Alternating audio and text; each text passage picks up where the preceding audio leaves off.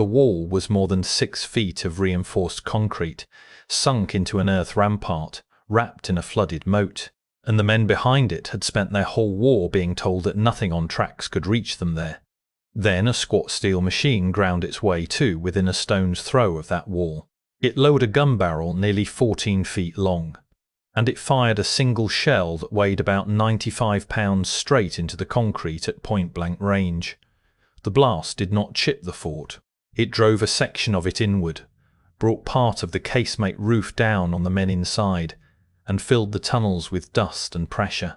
Within the hour, more than 500 German soldiers walked out into the open with their hands above their heads.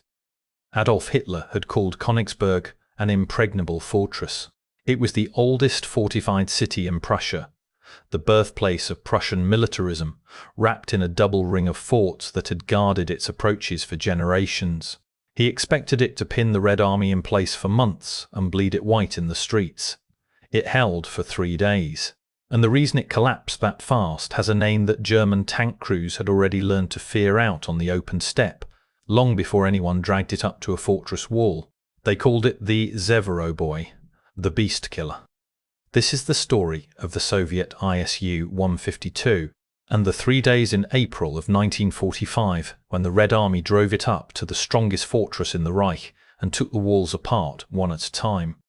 To understand why this machine was standing outside Konigsberg, you have to understand that it was never designed to break forts at all.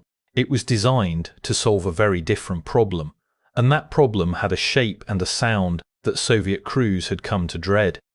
By the middle of the war, the German army had fielded a generation of heavy armour that outclassed much of what the Red Army could put in front of it. The Tiger, with its 88mm gun, could open up Soviet tanks at ranges where they could not shoot back. The Panther arrived with a long, savage gun and sloped armour that shrugged off hits. Then came the heavy tank destroyers, the Ferdinand and its kin, rolling boxes of steel that were murder to stop from the front. Soviet crews were being outranged and outgunned, and the men in the field needed an answer that did not depend on outshooting a Tiger at a mile. The answer came from a gun the Red Army already trusted completely.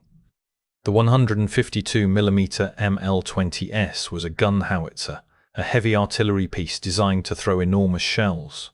Soviet engineers took that weapon and mounted it in a fixed armoured box on top of a heavy tank chassis. There was no turret. A turret big enough to swing that gun would have been impossibly heavy, so instead the gun pointed forward out of a thick steel casemate, and the whole vehicle was aimed at the target like a rifle. The first version rode on the chassis of the KV heavy tank and was called the ISU-152. Then, as the newer IS heavy tank came into production, the design moved onto that stronger hull, and it became the ISU-152. The machine that resulted was a brute in every dimension. It carried about 3.5 inches of armour across its front, enough to take punishment while it worked. Its gun threw a shell heavier than most men could lift, and threw it at a muzzle velocity of around 2,150 feet per second. But the trade-offs were real. The ammunition came in 2 separate pieces, the shell and the charge loaded one after the other, so the crew could manage only 2 to 3 rounds a minute. And because each round was so enormous, the vehicle carried only a small number of them inside. This was not a machine for a long duel. It was a machine for a few decisive shots. It did not need many. Here is the detail that gave it its name. When one of those heavy, high-explosive shells struck a Tiger, it often did not have to punch a neat hole the way a smaller anti-tank round did. The sheer concussive force of the impact could tear the turret clean off the hull and fling it aside like a lid. A near miss could still crack welds, shatter the optics the crew needed to see and shoot, and jam the tracks and running gear, so the tank simply sat there, blind and immobile, waiting to be finished. German crews began reporting turrets lying in the mud beside their own vehicles. Soviet crews heard those same stories, and a nickname took hold and never let go: Zveroboy, the beast killer, because it hunted the beasts, the tigers and the panthers and the Ferdinands, and it beat them. But think for a moment about what a weapon like that really is. A machine that can rip the turret off the heaviest tank in the world is, at heart, a machine that delivers a colossal explosive blow to a single point. And concrete does not dodge. Concrete does not shoot back. A shell that can tear a tiger apart will do appalling things to a bunker roof or a firing slit. The Red Army worked this out very quickly. Wherever the Soviets ran into a fortified line that ordinary field artillery could not crack, the heavy self-propelled guns came forward. By 1944, the ISU-152 was earning a second reputation, not just as a tank hunter, but as a destroyer of strongpoints in the street fighting of Budapest, later in Berlin, and in the spring of 1945 in East Prussia.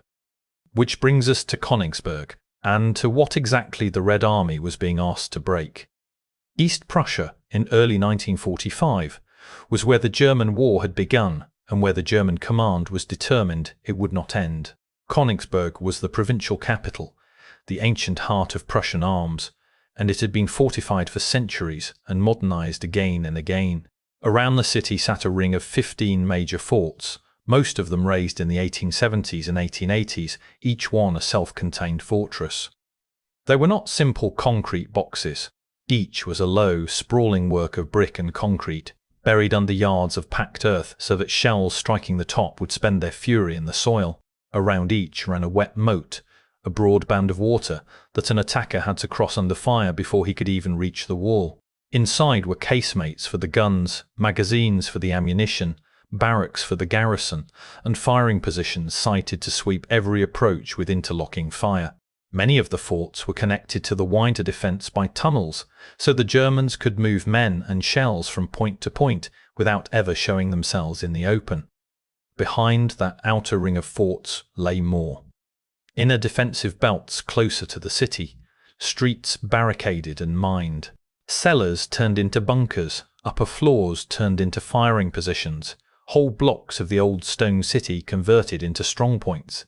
Every fort held a garrison of a couple hundred men and its own artillery, and every fort was meant to force an attacker into a slow, bloody, methodical siege, one work at a time, for as long as it took to exhaust him. Inside the whole system, the Germans had concentrated about 130,000 troops. 5 divisions held the fortress, among them the 69th Infantry Division and 2 Volksgrenadier divisions, the 548th and the 561st. They had roughly 108 tanks and assault guns and about 170 aircraft flying from the fields they still controlled. Their commander in the city was General Otto Lasch, and Lasch had received the same order that had been hammered into the whole garrison. Hold. Hold for months. Make the Red Army pay for every fort, every street, every cellar, and tie down Soviet armies that were needed elsewhere. The Red Army intended to take Konigsberg in days, and the plan for doing that began with a change of command at the very top. The Third Belarusian Front had been led by Army General Ivan Chernyakhovsky, one of the youngest and most brilliant commanders in the entire Soviet service, a man who had risen fast because he was very good at his work. But on the 18th of February 1945, during the East Prussian fighting, Chernyakhovsky was hit by shell fragments and killed. Command of the front passed to Marshal Alexander Vasilevsky, one of the principal architects of the whole Soviet war effort, a planner of enormous skill who had helped design the great offensives that broke the German army in the east. Vasilevsky looked at Konigsberg and refused to fight it on the fortress's own terms. He did not intend to hurl waves of infantry across open ground into interlocking fire, which was exactly the battle the forts had been built to win. Instead, he intended to take the fortress apart, deliberately and in a set sequence, by concentrating overwhelming firepower precisely where it would do the most structural damage. His method rested on 2 pillars. First, massed artillery and air power to smother the defences, stun the garrisons, and isolate each strong point from support. Second, specialised assault groups, combined teams of infantry, engineers, flamethrower crews, and heavy guns, to go in and finish each fort by hand once it had been battered and cut off.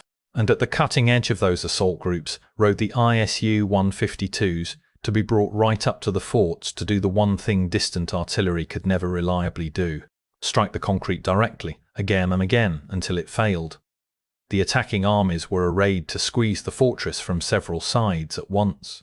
The 11th Guards, the 43rd and the 50th, closed on Konigsberg from different directions, so that the defenders could never gather their strength against a single thrust. Wherever they tried to reinforce one threatened sector, another was already caving in behind them. Before a single rifleman went forward, Vasilevsky turned the guns loose. Beginning on the 2nd of April, Soviet artillery opened a preparatory bombardment that fell on all three of the city's defensive lines at once. This was not harassing fire meant to keep heads down. This was days of deliberate, grinding destruction, aimed at cracking the outer works, collapsing observation posts, shredding the wire, cutting the forts off from one another, and pinning the garrisons deep in their bunkers where they could neither see nor move. The heaviest pieces the Red Army could bring up, including 280mm guns, were positioned to work over the individual forts, one target at a time. For 4 days the shells came down without let-up, while the assault troops filed forward into their jump-off positions under the cover of the noise and the smoke. By the 6th of April, the outer forts had been hammered. But hammered is not taken. A fort with yards of earth heaped over its casemates can absorb a staggering weight of shell fire and still have living, fighting men inside, crouched in the deep rooms, waiting for the barrage to lift so they can come up and man their guns. That was the entire point of the design. Long-range artillery could suppress a fort. It could pin the garrison and silence it for a while. It could not reliably kill the fort. To finish a fort, someone had to come close enough to put fire directly through the concrete, and that is where the assault groups, and the beast killers riding with them, went to work. On the 6th of April, the assault proper began, and the close, brutal, decisive work started all across the ring. Consider Fort 5, the work named for King Friedrich Wilhelm III. It sat squarely across the main attack axis of the Soviet 43rd Army, which meant it had to fall. It had been under fire since the 2nd of April, worked over by those heavy 280mm guns for days on end, and by the close of the first day of the assault it was completely surrounded, cut off from the rest of the defence. And still it fought. Fort 5 held out longer than any other fort in the entire outer ring. Its garrison, only a couple hundred men, sat behind their concrete and their moat and refused to break, sweeping every approach across the open ground with disciplined, murderous fire. This is precisely the situation the beast killer had been built for. You cannot rush a fort like that across open ground without paying a terrible price in casualties, and Vasilevsky's whole approach was designed to avoid paying it. So the assault groups brought the heavy guns forward instead. Under smoke and covering fire, engineers and flamethrower teams pushed toward the moat, while the self-propelled guns rolled up into direct fire range, close enough that aiming was almost a formality. Once an ISU-152 had a clear line to a casemate or a firing embrasure, the arithmetic of the battle changed completely. A shell of about 95 pounds, fired flat and fast from a few hundred yards, does not glance off a firing slit, and it does not bury itself harmlessly in the earth cap. It goes in, or it brings the concrete down around it. Round by patient round, the crews walked their fire across the face of the fort, silencing the guns in the embrasures, shaking the men in the deep rooms, and stripping away the fort's ability to fight back. By the morning of the 8th of April, Fort 5 had capitulated. Then there is the fort the Soviets remembered as Queen Louise, and the young officer whose name is bound to it forever. Guards Senior Lieutenant Alexander Kosmodemyansky commanded a battery of ISU-152s in the assault, and he handled them exactly as the machine demanded. He brought his self-propelled guns straight up to the fort's wall, into a range where a miss was all but impossible, and fired directly into the concrete. The wall did not hold. His fire pierced it and opened it, and the effect on the men inside was immediate and total. 550 German soldiers and officers surrendered to him. When the Red Army moved in, they found the fort's warehouses intact and 9 brand new tanks that had never fired a shot in its defence, 1 battery of heavy guns, 1 determined officer, and an entire fort's garrison chose to give up rather than take another shell through the wall. That name carries a second weight, one every Soviet soldier would have understood. Alexander Kosmodemyansky was the brother of Zoya Kosmodemyanskaya, the young partisan the Germans had captured and executed in 1941, and who had become one of the most honored names in the whole of the Soviet Union. Her brother was now driving heavy assault guns into the walls of the Reich's strongest fortress and taking its garrisons prisoner by the hundred. For the men who knew the story, and they all knew the story, the symmetry needed no words. If you are getting something out of how this fortress actually came apart, take a second to subscribe. This channel goes deep on the weapons and the battles of the Eastern Front, the machines and the men who used them, and there is a great deal more coming. Fort by fort, the outer ring was being pried open with the same method. At Fort 8, the assault teams laid smoke to blind the defenders, pushed flamethrower crews across the moat under cover of that smoke, and forced their way into the work for close, room-by-room fighting until the last of the garrison gave up. Everywhere it was the same sequence, applied with the patience of men who knew it worked.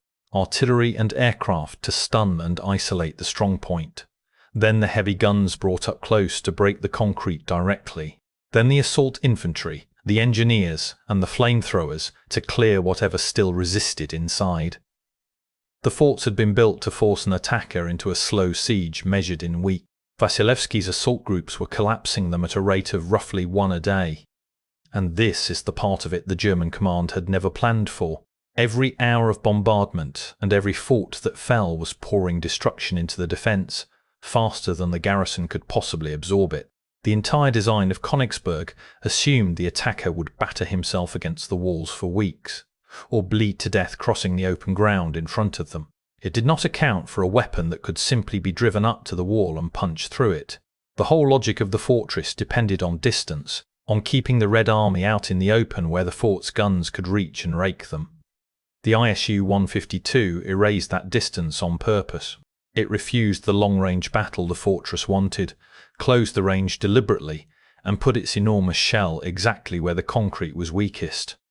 Once the outer ring cracked, the Soviet armies drove into the city itself, and here the heavy guns simply changed jobs again. In the streets of Konigsberg, the same machine that had broken the forts became a battering ram against barricaded buildings and street strongpoints.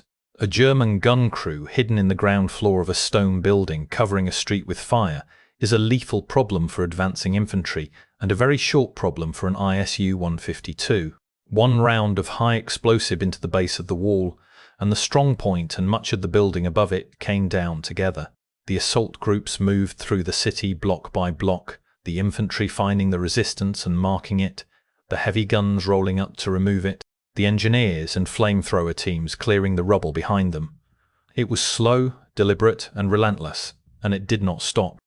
By the 8th of April, the Soviet thrusts driving in from their different directions had very nearly met in the centre of the city. The garrison was being cut into separate pockets, unable to support itself across the gaps. Its airfields were gone or under fire, its tanks were being hunted through the rubble, and its forts, the very backbone of the defence, were falling one after another. The men who had been ordered to hold for months had watched the outer ring come apart in two. General Otto Lasch could read the situation as clearly as anyone under his command. His defence was not being slowly worn down.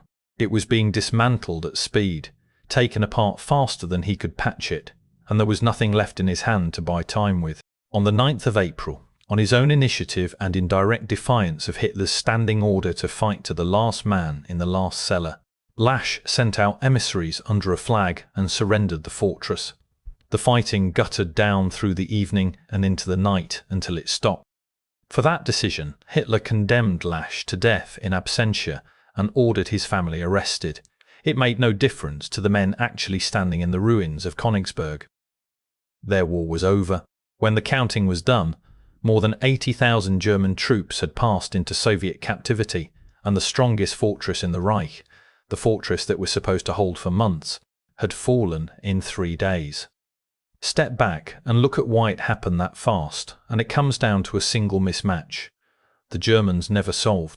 Konigsberg was a 19th century fortress idea, and it was a brilliant one against 19th century attackers. Its strength was concrete and water and distance, and the iron assumption that any attacker would have to stand off and pound it for weeks, or die by the thousand crossing open ground to reach the walls. The Red Army of 1945 accepted neither choice. It stunned the forts with massed artillery and air power until they were blind and isolated, and then it drove a gun that had been designed to kill Tiger tanks straight up to the walls and fired through them at point-blank range. The fortress had been built to defeat range. The weapon that took it refused to fight at range at all. The ISU-152 would roll onto Berlin only weeks later and do the very same work against the final defences of the German capital, breaking strong points in the streets, exactly as it had broken the forts of East Prussia. But Konigsberg is where the machine's whole story comes together in one place. It was born to hunt the beasts, the tigers and the panthers that had once ruled the open ground of the Eastern Front and terrified the crews sent against them, and by the spring of 1945 it had done far more than beat those tanks. It had walked up to the fortresses that were supposed to lie beyond the reach